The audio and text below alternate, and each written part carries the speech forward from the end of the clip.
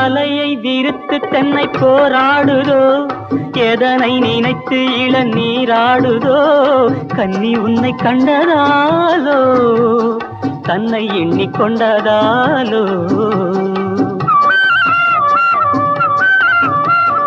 இலைகள் மரத்துக்கென்ன மேலாடையோ இடையை மறைத்து கட்டும் நூலாடையோ